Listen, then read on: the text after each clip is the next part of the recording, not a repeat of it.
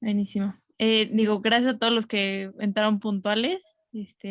Me presento súper rápido. Yo soy Patricia Martínez, coordinadora de marketing de Riego Rotoplas. Muy contenta de estar acá con todos ustedes y con nuestro súper experto, el ingeniero agrónomo Jesús Arevalo. Entonces, que ahorita nos va a comentar un poco más, pero antes de entrar en materia y de platicar con Jesús, me gustaría presentarles a Eduardo Carrillo, también, que es nuestro CEO, el director de Riego Rotoplas, que nos va a hacer que nos va a dar el honor de presentarles al ingeniero. Entonces, adelante, Eduardo. Gracias, Pati. Bienvenidos a todos. Gracias, Jesús, por estar por acá.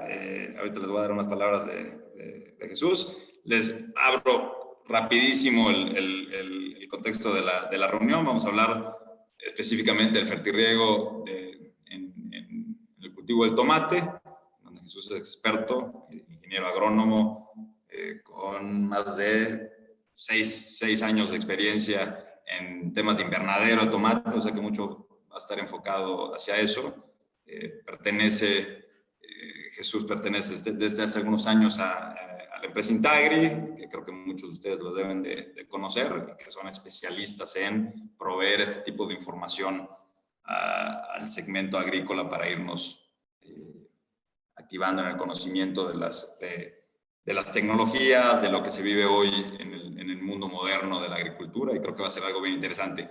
Les platico rapidísimo para los que no nos conocen. Riego Rotoplas es, como su nombre lo dice, es una empresa que forma parte del Grupo Rotoplas. Somos relativamente nuevos en el mercado, tenemos casi 3 años en el mercado, impulsando esta nueva rama de Grupo Rotoplas, en donde nos estamos especializando en algunos temas que consideramos que son importantes para el agricultor y que de repente hemos visto que existen ciertas falencias, como son acercar financiamiento al segmento, acercar tecnologías para gestionar de una mejor forma el agua en los cultivos, y sobre todo, y eso sí es una especialidad del Grupo Rotoplas, estamos queriéndonos segmentar como la empresa de servicio del campo, ¿no? O sea, sabemos que hay muchas falencias en el segmento y creemos que tenemos todas las capacidades para poder ofrecer este servicio. Y pensando de esta forma, hemos empezado desde hace algunos meses a impulsar la generación de estos acercamientos y de estos webinars con ustedes para generar un ecosistema de aprendizaje con el segmento agrícola, ¿no? Vamos a estar haciendo estos webinars cada 15 días. Están invitadísimos. Vamos a estar metiendo temas desde muy técnicos y tecnológicos, como puede ser el que vamos a ver hoy, pero vamos a abarcar todo el ramo de los diferenciadores que queremos llevar al mercado, que incluyen temas de financiamiento, de administración, de tecnología, etcétera, ¿no? Entonces, bueno, no les quiero quitar más el tiempo, porque creo que lo más importante es escuchar a Jesús y que nos ayude presentando todo lo que sabe, lo que conoce y los tips que podemos tener para poder tener un mejor control y riego y fertirriego del cultivo. Así que bienvenido, Jesús, y de nuevo muchas gracias por tu tiempo. Adelante.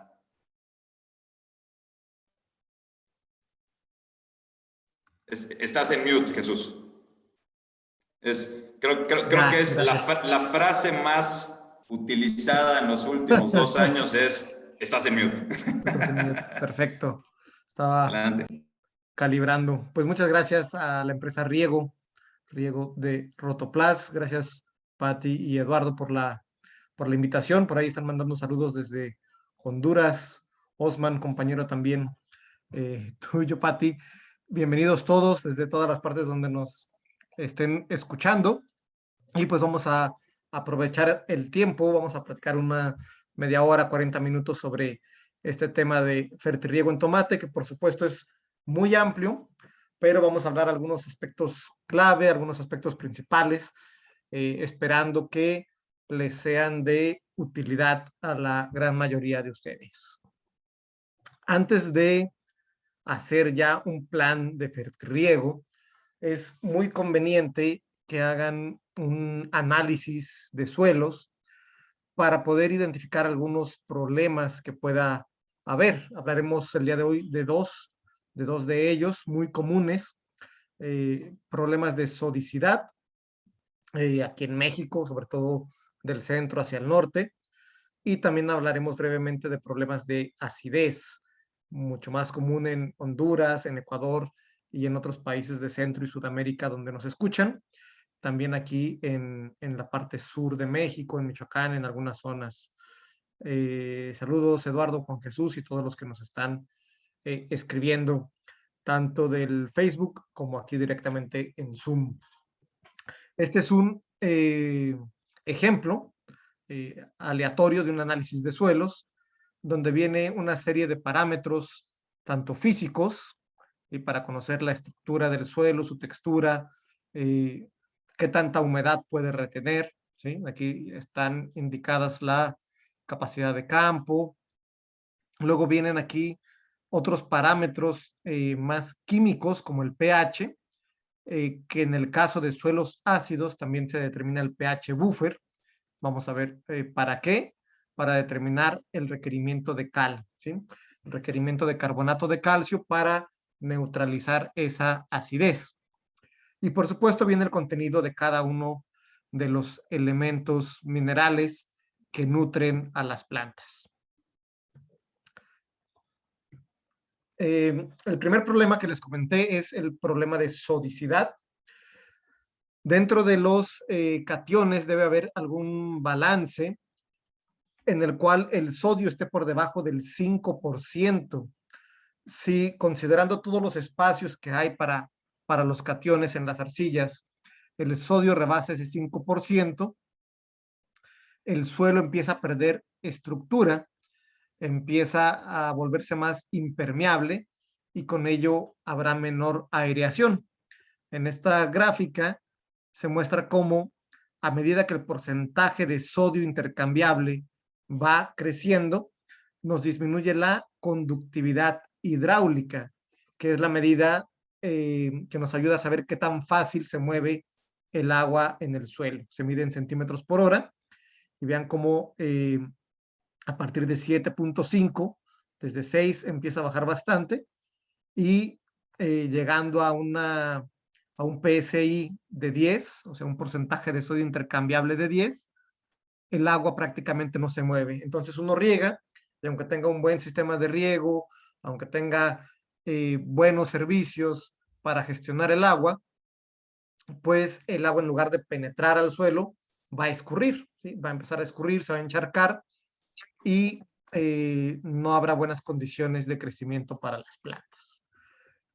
Aquí está un esquema de cómo se ve un suelo sódico, no cómo se ve, ¿verdad? Sino cómo está químicamente lleno de sodios.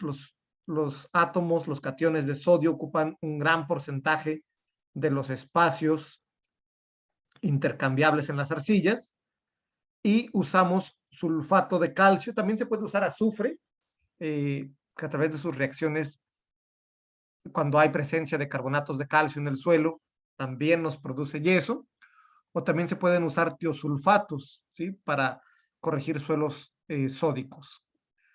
Pero la forma más económica, práctica, común y frecuente con la cual se corrigen los suelos sódicos es con el uso de yeso agrícola, que es sulfato de calcio dihidratado normalmente.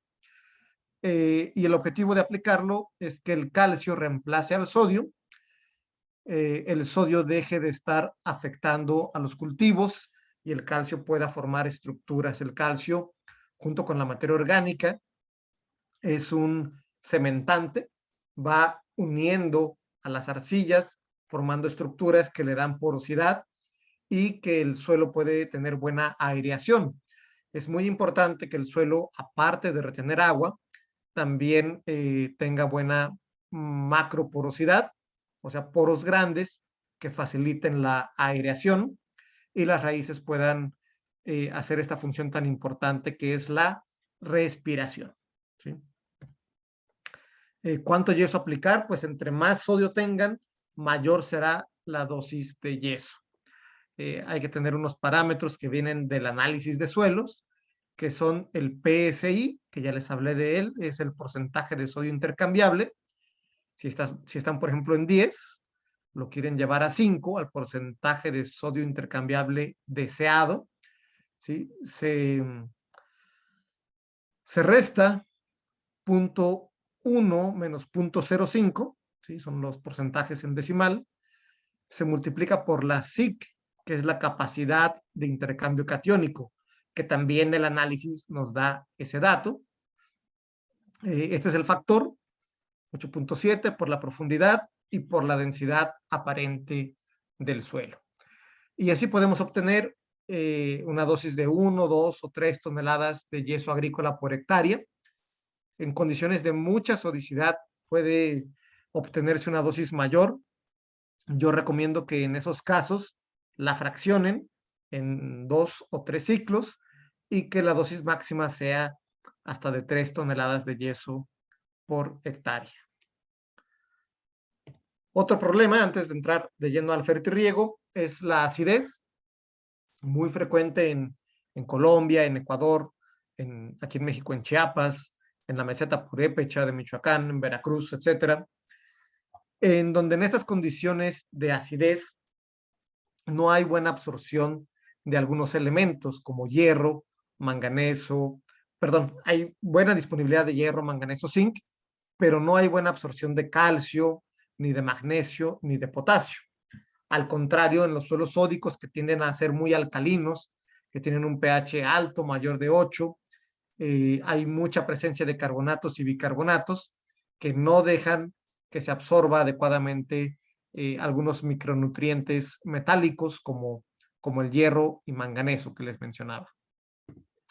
Entonces, en los suelos ácidos, además de mala absorción de calcio, potasio y magnesio, hay toxicidad por aluminio. El aluminio empieza a ser soluble y es tóxico para las raíces. Aquí hay algunas imágenes de cómo se inhibe el desarrollo de raíces con suelos ácidos, y la solución es usar carbonato de calcio o cal agrícola. Cuando el magnesio también está en un nivel bajo, se recomienda usar cal dolomita, que es carbonato de calcio más carbonato de magnesio. Y con eso corregimos el problema de acidez. Para determinar la dosis necesitamos que el laboratorio calcule el pH buffer, que nos indica qué tan fácil o difícil es modificar el pH del suelo. Como no somos tantos, si hay preguntas en algún momento las pueden ir escribiendo y eventualmente las leeré para irlas respondiendo. Ahí tienen el panel de preguntas y respuestas, o si no también a través del chat.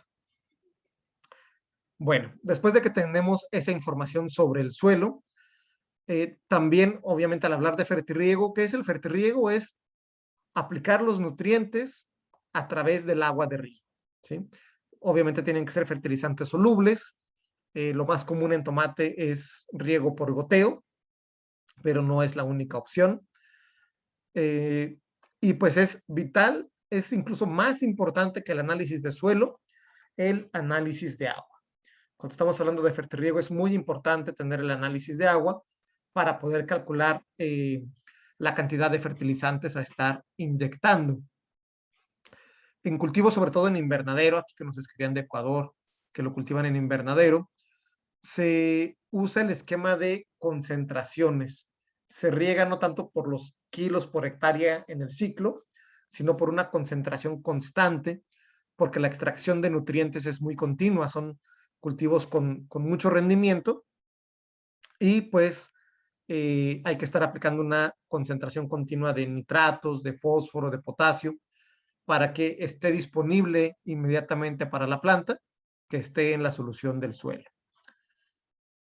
Bueno, pues el análisis del agua nos da la conductividad eléctrica, pH y el contenido de nutrientes, cationes, aquí están, aniones, los de carga negativa, y algunos microelementos que también puede contener el agua, particularmente boro. Hay que tener cuidado con el boro porque es un elemento esencial, pero en grandes cantidades ya no hay que aplicarlo porque podemos generar una toxicidad. Aunque el tomate es más tolerante a algunas sales, comparándolo con el pepino, con el pimiento incluso, pues aún así hay que tener precauciones. Entonces vamos a hablar de algunos de estos parámetros, en particular de la conductividad eléctrica. Si hubiera un solo factor que nos da así a grandes rasgos las condiciones del agua, sería conductividad eléctrica, ¿sí? Por aquí Juan Jesús nos dice lo mismo que el arsénico. Es correcto, el arsénico además es pues muy peligroso, ¿no? Es un metal pesado y hay que tener cuidado si va a ser con usos ganaderos o incluso a veces para zonas urbanas, ¿no? Por eso se analiza a veces arsénico, que no es un elemento esencial para las plantas.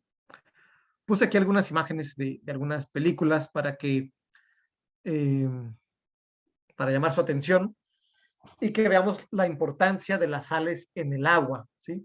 Saber si el agua transmite o no la electricidad. Pues el agua destilada, que no contiene sales, es muy mala conductora de la electricidad.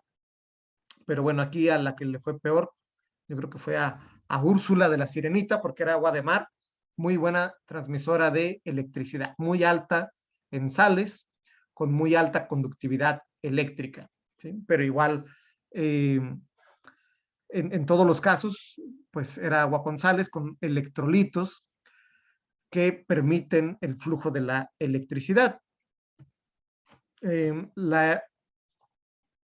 flujo de la corriente eléctrica, que se mide en amperes, para obtenerlo se divide el voltaje entre la resistencia eléctrica.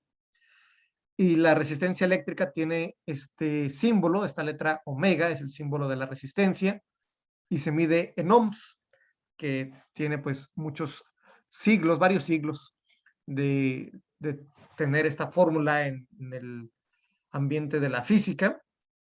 Pero cuando se empieza a hablar de conductancia eléctrica, surge esta nueva medida que le llamaron MOS. Simplemente invirtieron la palabra ohm, le pusieron MO, M-H-O, y la letra omega la invirtieron para hacer el símbolo de la conductancia eléctrica.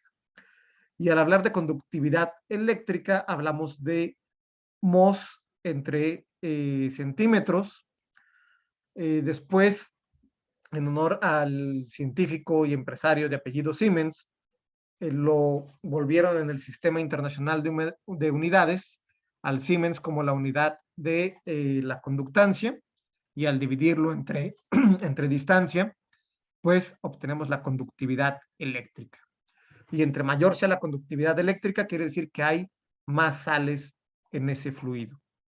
Lo pueden encontrar como decisiemens por metro, milisiemens por centímetro o milimos por centímetro. Son unidades de la misma magnitud que pueden encontrar de diferente forma en algunos libros, en algunos equipos. Aquí puse uno a manera de ejemplo, que tal vez no alcancen a ver, pero dice milisiemens por centímetro, ¿sí? Pero hay diferentes equipos que tienen diferentes unidades. Cualquiera de estas tres tiene la misma magnitud para que no entremos en confusión.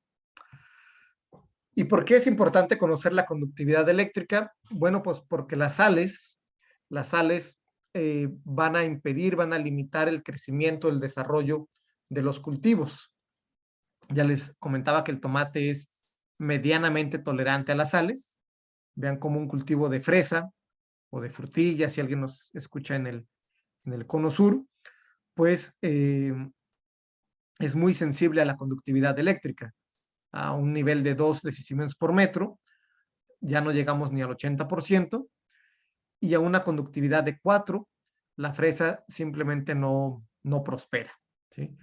El tomate, por supuesto, hay diferentes variedades, los cherries, los grapes, los heirloom, les gusta la conductividad eléctrica alta, y más allá de que a ellos les guste, a nosotros nos gusta, ¿no?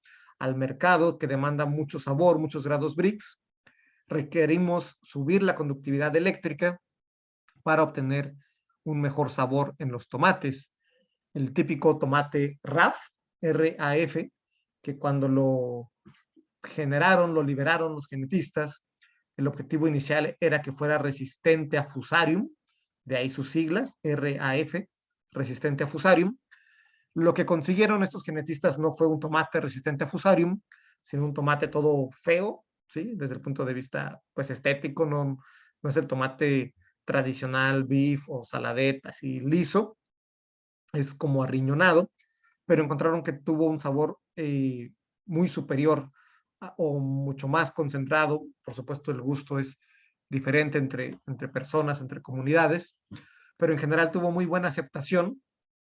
Este tomate se empezó a producir en la zona de El Ejido, que está en el levante de Almería, al oriente, que es una zona con aguas muy altas en sales, donde solo el agua ya trae 4 decisiemens por metro, más aparte lo que le ponemos de fertilización, llega a niveles muy altos de salinidad, y ese tomate toleraba bien esos niveles y aprovechaba para obtener un mayor sabor, ¿sí? Más grados Brix e incluso más vida de anaquel.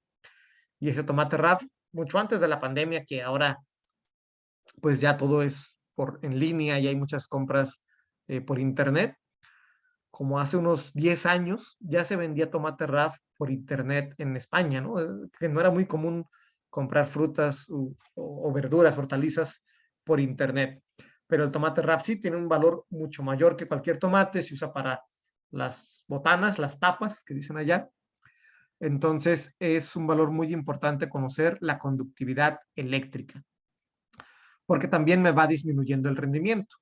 ¿Sí? Vean cómo a una conductividad de 6, máximo puedo aspirar a un 60%, son datos promedio, del rendimiento en tomate. Entre menor sea la conductividad, hay una mayor comodidad, hay mayor confort por parte del cultivo y va a estar en una etapa más vegetativa, en una fase vegetativa, con mucho follaje, con tallos gruesos, con hojas largas, desarrollándose en condiciones de mucho confort, que no siempre es lo más adecuado porque no nos interesa solamente la planta, no solamente el follaje, sino principalmente los frutos. Bueno, además de conocer el nivel o la cantidad de sales, es vital conocer cuáles son esas sales presentes, ¿no? Desde algunas muy inofensivas o hasta benéficas, como el sulfato de calcio, ¿sí? Que son nutrientes, hasta algunas muy perjudiciales, porque además del efecto osmótico, que no dejan hidratar a la planta, además pueden ser tóxicas, como el cloruro de sodio. El cloruro puede ser tóxico, el sodio ya vimos que nos va a generar suelos sódicos, que tienen malas condiciones físicas y químicas. Entonces, la peor sal que puede contener el agua es el cloruro de sodio. Y bueno, no todo es malo en el análisis de agua, también nos aporta nutrientes, principalmente calcio. Aquí un ejemplo de qué pasaría con un riego de 30 metros cúbicos por hectárea, que es un riego normal, promedio, en zonas con temperaturas entre 20 y 30 grados. Con ese riego, si tuviéramos un agua de 3.000 equivalentes de calcio, estamos aportando casi 2 kilogramos de calcio diariamente. Preguntan aquí si al tomate le puede afectar la lluvia ácida. Si fuera un pH menor de 5, sí puede haber algunos efectos adversos en el follaje, Juan, Jesús, pero también a veces es benéfica, ¿no? Si tenemos suelos alcalinos, y aunque en general ambientalmente hablando la lluvia ácida es un problema por todos los gases que se están emitiendo, pues pudiera tener algún beneficio, ¿no? Son aportes de sulfatos, de nitratos a través del óxido nítrico, entonces habría que ver condiciones particulares para saber si el efecto de la lluvia ácida para el cultivo pudiera ser benéfico o perjudicial. Pero los principales beneficios de un invernadero, como el que tú manejas allá en Ecuador, pues es protección contra plagas principalmente. También al no tener una lluvia excesiva, pues no tienes encharcamientos y reduces riesgos de enfermedades, tanto botritis, enfermedades del follaje, como enfermedades en el suelo. Y por supuesto guardar temperaturas que en la zona sierra pues también llegan a descender a alguna escala interesante de frío, y es el objetivo principal del invernadero. No tanto proteger de lluvia ácida. ¿Qué más es importante conocer del agua? El contenido de carbonatos y bicarbonatos, porque me van a generar estos problemas de taponamiento de goteros, ¿sí? Es agua con un pH alto, y a pH alto, como ya les comentaba, pH 7,5 de 8, el calcio, el magnesio, el potasio se absorben bien, pero zinc, hierro, cobre no son solubles y tendremos problemas para su absorción. Por el contrario, pHs ácidos eh, no me van a dejar que la planta absorba bien calcio, magnesio ni potasio. ¿De acuerdo? En gran cantidad de condiciones, sobre todo de suelos alcalinos, se requiere acidificar el agua, ¿sí? Aplicarle ácido si tiene una gran cantidad de carbonatos y bicarbonatos para evitar ese taponamiento, esa obturación de goteros. Y para conocer la cantidad de ácido a aplicar, necesitamos conocer el contenido en milequivalentes de bicarbonatos en el agua para poder eliminarlos con el uso de ácidos. ¿Sí? Tenemos los 3 ácidos de mayor concentración. Industriales son el ácido sulfúrico, nítrico y fosfórico. En Colombia es muy restringido el uso de ácido sulfúrico, en todos los países, pero creo que más en Colombia. Ahí sí creo que es prácticamente imposible comprarlo legalmente. Afortunadamente, muchos suelos de Colombia son ácidos, las aguas tienen bajo contenido de bicarbonatos y en muchas ocasiones no se requiere, ¿sí? Pero si tuvieran un suelo alcalino con alto nivel de carbonatos, lo ideal sería usar ácido nítrico o fosfórico. En agricultura orgánica se llega a usar ácido acético o ácido cítrico, lo cual, como son ácidos más débiles, pues es mucho más costoso, pero también se puede hacer. Aquí está la cantidad de ácido con estas condiciones, con estas características, que se requiere para neutralizar cada miliequivalente de bicarbonatos en el agua, ¿sí? Si yo, por ejemplo, tengo 3 miliequivalentes de bicarbonatos en mi agua, tendría que aplicar alrededor de 90 mililitros de ácido sulfúrico por cada metro cúbico de agua de riego, ¿sí? O alrededor de 200 mililitros de ácido nítrico o fosfórico para eliminar 3 miliequivalentes de bicarbonatos por cada metro cúbico. A ver, voy a leer aquí una pregunta. Dice, ¿cuál de las fuentes de calcio? Todo el calcio que está en el análisis de agua, todo el calcio es asimilable, ¿sí? Porque está como catión. Si es calcio disuelto, no está la sal de la que venga, o sea, si fue nitrato de calcio, sulfato de calcio, cloruro de calcio, al estar en el agua, al provenir del agua de riego, ya sea de pozo, de río, de alguna presa, es calcio totalmente disponible. Cuando la planta transpire y absorba agua, a la par va a ir absorbiendo calcio.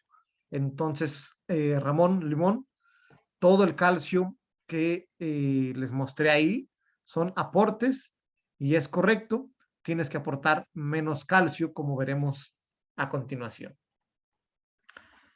Hay mucha información sobre las concentraciones de cada nutriente para aplicarle a los tomates. Sí, hay desde estos tomates semideterminados para mallas, para campo abierto, incluso para invernaderos. Ya les mencioné de los tomates cherries y grapes, donde el comprador busca un determinado grado de dulzura, ¿sí? Grados Brix, en donde hay que meter conductividades hasta de 3.5 o mayores en algunas condiciones.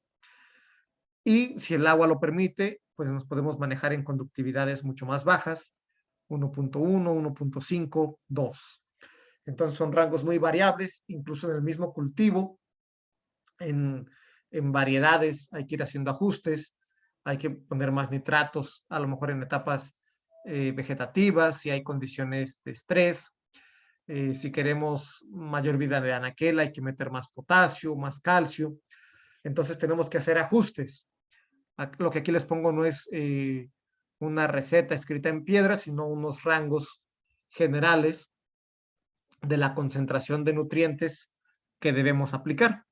¿Sí? Nitratos de 8 a 14, fosfatos entre 0.6 y 2, etcétera, ¿no? Aquí ven también potasio, calcio y magnesio. Y lo que vamos a ver, la médula de esta plática, son las diapositivas siguientes, donde voy a explicar cómo convertir estos miliequivalentes a kilogramos de fertilizante. Partimos, como ya les decía, del análisis de agua, por eso es tan importante contar con el análisis de agua. Aquí pongo 3 análisis para que vean algunos rangos comunes. Vamos a trabajar con la que dice ejemplo, ¿sí? Aquí están los datos. Y lo que haremos será vaciar ese análisis en este formato.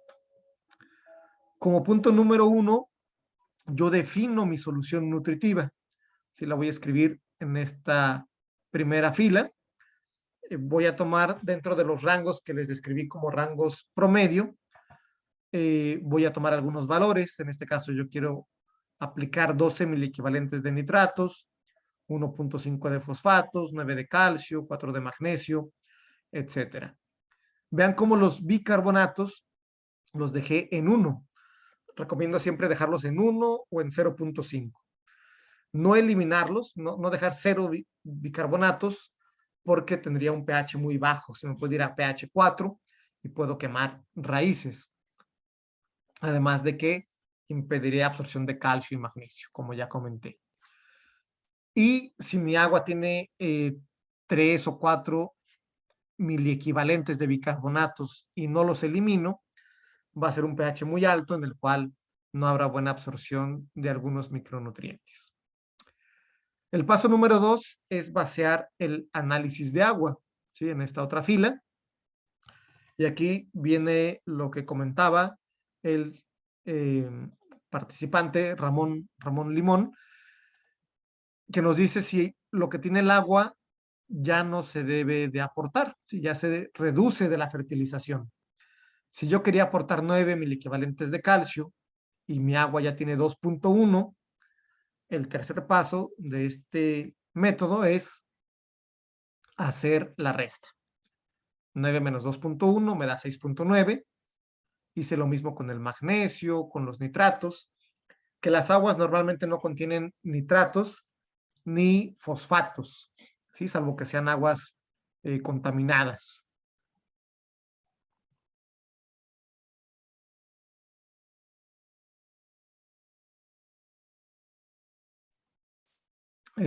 Solo las aguas contaminadas con material orgánico, aguas negras, podrán tener algún contenido interesante de nitratos o de fosfatos. Pero en general, los nutrientes que contiene el agua son calcio y magnesio principalmente. Un poquito de potasio, 0.3 es un nivel común. Entonces, ya que tengo la resta, empiezo a elegir los fertilizantes que yo quiero usar. Para el calcio tenemos pocas opciones. El cloruro de calcio no es muy común. El más común es el nitrato de calcio dentro de los fertilizantes solubles que se usan para fertirriego. Entonces, esos 6.9 miliequivalentes de calcio voy a aplicarlos en su totalidad usando nitrato de calcio. Al poner 6.9 miliequivalentes de nitrato de calcio, automáticamente estoy aplicando 6.9 de nitratos y 6.9 de calcio. Con eso completo el calcio. Luego tengo que eliminar los bicarbonatos, ¿sí? Aquí en el agua, que puse de ejemplo, tengo 5 miliequivalentes de bicarbonatos. Como solamente quiero 1, tengo que eliminar 4, ¿sí? Entonces, tengo que aplicar 4 miliequivalentes de ácido. Empiezo con el fosfórico y no pongo los 4 de fosfórico porque estaría aplicando 4 miliequivalentes de fosfatos y yo solamente quiero 1.5, ¿sí? Además, pues es mucho más caro que el ácido sulfúrico. Entonces, aplico 1.5 de ácido fosfórico, todavía tengo que eliminar 2.5 de bicarbonatos. Si ya con 2.5 y 1.5 de fosfórico, sumo 4, que son los bicarbonatos que yo quería neutralizar. Repito, para que quede claro, tenía 5 miliequivalentes de bicarbonatos, elimino 1,5 con ácido fosfórico y 2,5 con ácido sulfúrico, y ya solo me queda 1, que es el nivel adecuado para tener un pH apropiado.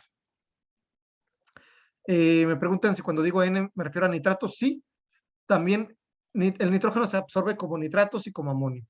Aquí solo puse la N, pero ciertamente es nitratos, ¿sí? Aquí es fosfatos, sulfatos. Y la otra forma de nitrógeno es el amonio, es NH4, y ese lo podremos manejar más o menos en un 10 a un 20% del nitrógeno que estemos aplicando, ¿sí? Ahí tengan cuidado, el nitrato de calcio, hay algunas marcas comerciales que contienen algo de amonio. Si es así, habría que considerarlo. En condiciones de mayor estrés, que queremos más vigor o más, una planta más vegetativa, podemos aplicar mayores concentraciones de amonio con fosfonitrato de amonio principalmente, o con MAP como fuente de fósforo, que es fosfato monoamónico, que también aporta amonio. Luego que ya tengo los bicarbonatos, me voy con el nitrato de potasio. De los 8.5 que yo quiero llegar, el agua me aporta 0.3, muy poco. Los 8.2 no los aporto todos con nitrato de potasio, porque si aquí le pusiera 8.2, me pasaría en los nitratos, ¿sí? Serían 6.9 más 8.2, son ya más de 15 miliequivalentes de nitratos, y yo solamente quiero 12. Entonces, pongo una cantidad tal, 5.1, que me sume exactamente los 12 miliequivalentes que yo quiero aportar de nitratos. En potasio ya aporté 5.1. Las celdas en color blanco son pues las que se afectan al aplicar alguno de estos fertilizantes. Por ejemplo, sulfato de potasio, si yo pongo un miliequivalente, estoy aportando 1 de sulfatos y 1 de potasio, ¿sí? Entonces, completo el potasio con sulfato de potasio. Esto es un ejemplo. Yo pude haber usado cloruro de potasio o pude haber puesto menos nitrato de potasio y completar el nitrógeno con nitrato de magnesio, por ejemplo. ¿Sí? Según la disponibilidad de fertilizantes y los precios, yo puedo elegir cuál emplear, ¿sí? Pero que a final de cuentas me dé la concentración deseada de nutrientes. Me falta el magnesio, 2.8, lo aplico con sulfato de magnesio, y con eso tengo terminada mi solución nutritiva. Estos valores de aquí que estoy marcando con el puntero, los paso a este otro formato, en donde están ya las conversiones, ¿sí? Están ya considerados los pesos equivalentes, y en el caso de los ácidos estoy considerando la pureza y la densidad para convertirlo a mililitros por metro cúbico, ¿sí? El nitrato de calcio se multiplica por 100, me da 690 gramos por metro cúbico. Aquí ya son gramos de fertilizante, ¿sí? Ya estoy convirtiendo los miliequivalentes a gramos de fertilizante por cada metro cúbico. para llegar a esa concentración inicial, necesito 690 gramos de nitrato de calcio por cada metro cúbico de agua de riego, 120 mililitros de ácido fosfórico, 74 mililitros de ácido sulfúrico. Aquí cc es centímetros cúbicos, ¿no? Que es lo mismo que mililitros. 515 de nitrato de potasio, etcétera. En invernaderos o incluso en fertirriego a campo abierto, es común y es recomendable tener tanques de solución madre, tanques concentrados, ¿sí? Donde por cada litro de ese tanque vayan 100 o 200 litros de agua de riego. En este ejemplo, para hacerlo muy fácil, didácticamente hablando, pues consideré un tanque de 1000 litros que esté 100 veces concentrado. Es decir, que de ese tanque, por cada litro que salga, que inyecte ya sea el Venturi o el Dosatron o el sistema que tengan de inyección automatizado o manual, pues que por cada litro de ese tanque pasen 100 de agua. A eso me refiero con 100 veces concentrada. Entonces, para preparar ese tanque hipotético de 1000 litros, pues multiplico por 100 las veces concentrada y lo divido entre 1000 para ya obtenerlo ya no en gramos, sino en kilogramos. Los 690 gramos de nitrato de calcio se van a 69 kilogramos, 12 litros de ácido fosfórico, etc. ¿Sí? Y esta solución me va a alcanzar para 100 metros cúbicos, o sea, para 100,000 litros de riego, ¿sí? Porque es una solución concentrada. Que hay que tener cuidado al hacer soluciones concentradas, pues no mezclar fertilizantes que no sean compatibles a altas concentraciones, particularmente el calcio. ¿Sí? El calcio, al mezclarlo con sulfatos o fosfatos, se precipita. Aquí una foto de una vez que Mauricio, el encargado del invernadero, no me puso atención y mezcló. Vean cómo se hace esa natilla, ese como yeso, que te tapa los filtros y luego para lavarlos se complica bastante. Y si dejas el problema grabar, pues incluso se te puede llegar a tapar los goteros, ¿no? Si fuera hidroponía, cultivo en sustrato, pues mucho más grave todavía, porque las plantas no tienen esa capacidad de amortiguar, ¿no? Con el suelo, el retener algo de nutrientes. Entonces, se divide en por lo menos 2 tanques, en un tanque donde vaya el calcio y en el otro tanque donde vayan los sulfatos y fosfatos. Aquí un ejercicio ya de los precios que uno puede jugar y elegir diferentes fertilizantes. Ahora que el precio está tan elevado, pues es importante ver con cuál sale una solución nutritiva pues menos costosa. Hemos hablado de macronutrientes, nos faltan los micros, que se llaman micros porque se requieren en menores cantidades, pero son nutrientes esenciales. Sin estos elementos, la planta sufre, la planta no se desarrolla y no obtendremos buenos resultados. Hierro, entre 1 y 1.4 partes por millón, manganeso 0.8, zinc 0.3, cobre y molibdeno muy bajitos, 0.05, pero aunque sean en concentraciones muy bajas, es muy importante que se apliquen. ¿Sí? Cuando no hay molibdeno se empiezan a acumular los nitratos, no se metabolizan bien y la planta no rinde lo que podría rendir.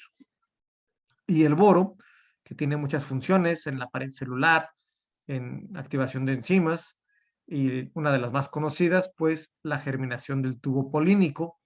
Cuando hay deficiencia de boro, podremos tener tomates deformes, ¿verdad? Tomates con poca semilla, tomates poco pesados. 0.5 partes por millón de manera general.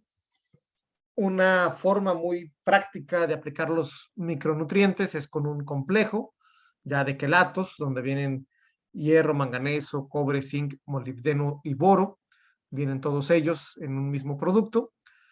y dependiendo de la concentración a la que vengan, se puede aplicar de 10 a 20 gramos por metro cúbico. Si el suelo ya tiene algunas cantidades importantes, nos podemos ir a una dosis más baja. Si es en sustrato, fibra de coco, lana de roca, perlita, etcétera, pues nos podemos ir a la dosis más alta. Es frecuente que leí la pregunta y me desconcentré.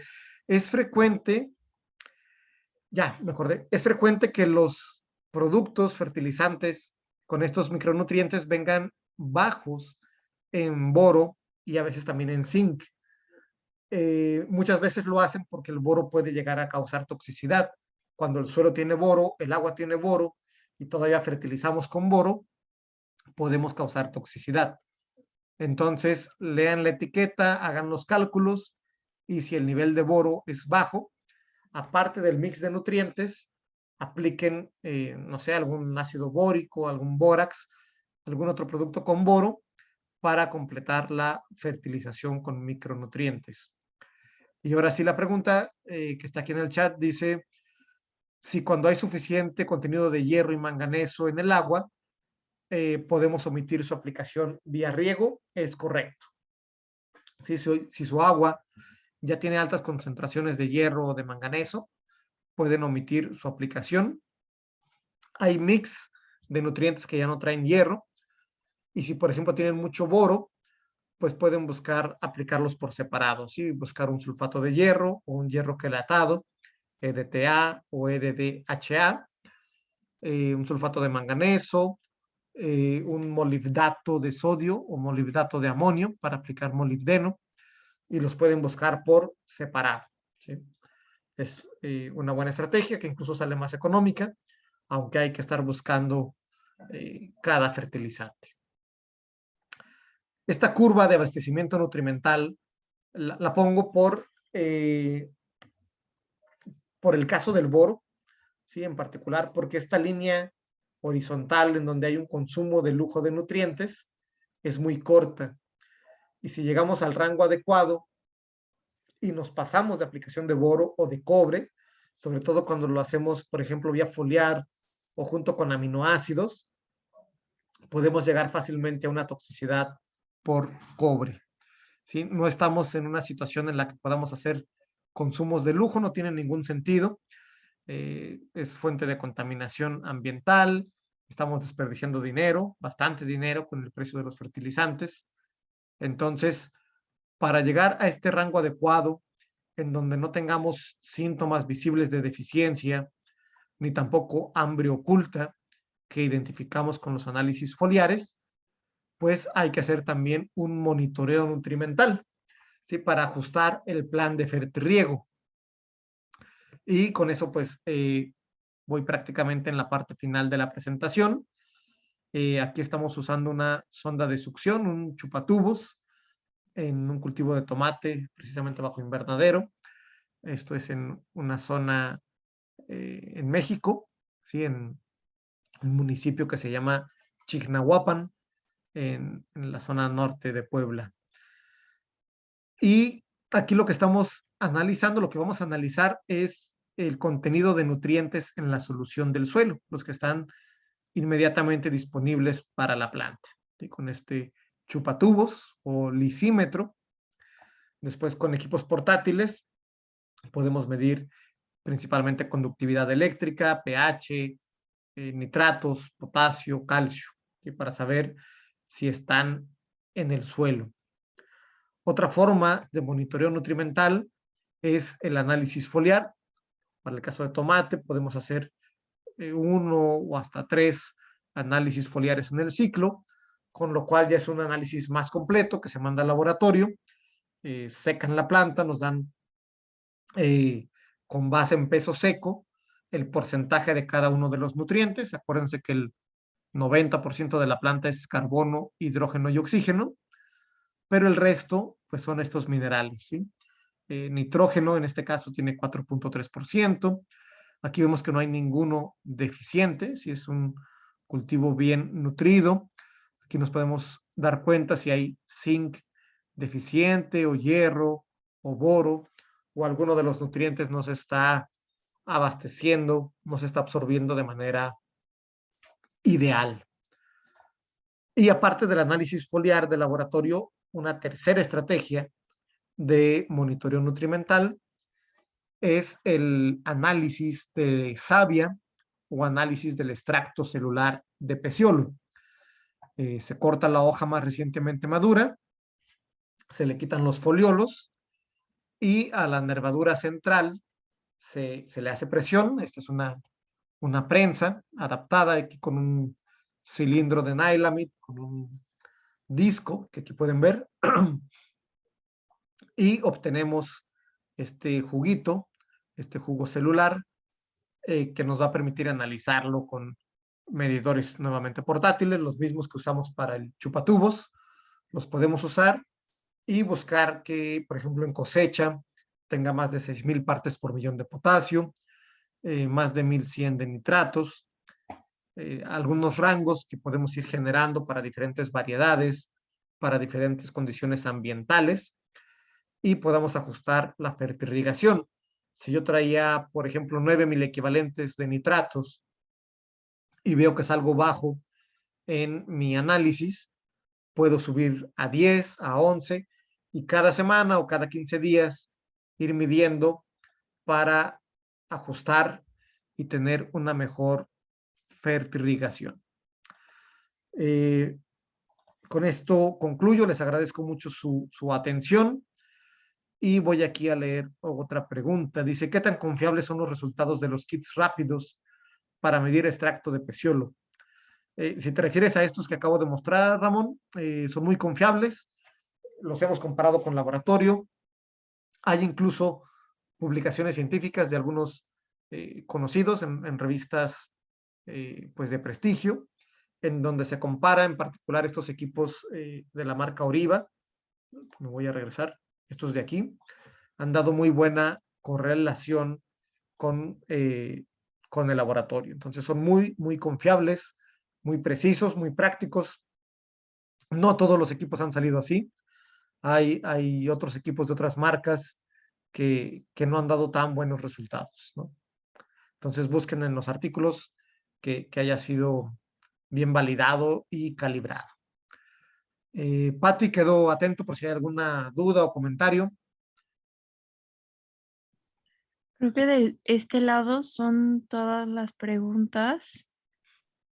Jesús, muchísimas gracias. La verdad es que estuvo súper interesante, muchísima información, pero la verdad es que súper, súper informativa la plática. Digo, si alguien tiene alguna otra duda acá en el chat, súper bienvenidos. Del lado de Facebook no tenemos ninguna pregunta. Pues nada, creo que la verdad es que digo, también ya un poco respetando el tiempo, no nos queda mucho más que darte las gracias, Jesús. La verdad es que te digo, buenísima la plática. Eduardo ya anda por acá, no sé si quieres comentar algo al final, Eduardo. Digo, me la escuché todo el camino. La verdad, increíble y muy buena la plática, Jesús. Te agradecemos mucho. Creo que les diste información y datos súper interesantes a nuestra audiencia. No sé si al final, Jesús, me encantaría si pudieras compartir tus datos para si alguien de los que atendieron el curso quiere contactarte directamente para algún tipo de asesoría o algo, pues digo, nos encantaría poder ser el puente entre los productores y tú. Y obviamente, digo, además de agradecerte a ti, a Pati por organizar y sin lugar a dudas a la gente que se conectó a este webinar, nada más dejarles la invitación, digo, tanto para contactar con Jesús por cualquier tema de asesoría, como con nosotros, ¿no? Para los que no nos conocen y los que no estuvieron al principio, desde Riego Rotoplas estamos atendiendo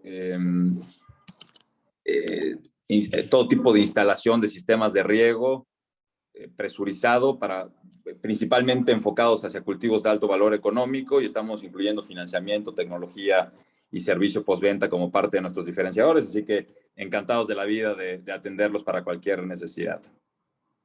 Muchas gracias.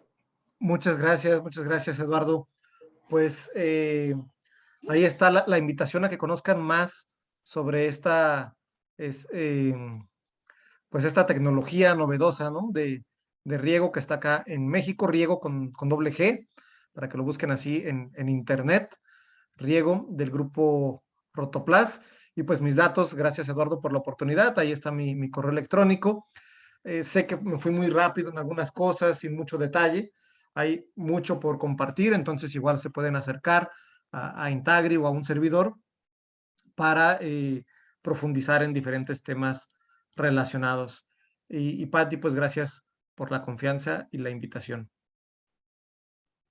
A ti, Jesús, muchísimas gracias. Les dejé igual en el chat por acá la liga a Riego, por si alguien quiere entrar a conocer un poquito más sobre la oferta. Y ya también gracias a los que participaron en la encuesta. Muchísimas gracias y un gustazo. Hasta luego, lo esperamos en la próxima. Gracias, hasta luego. Bye.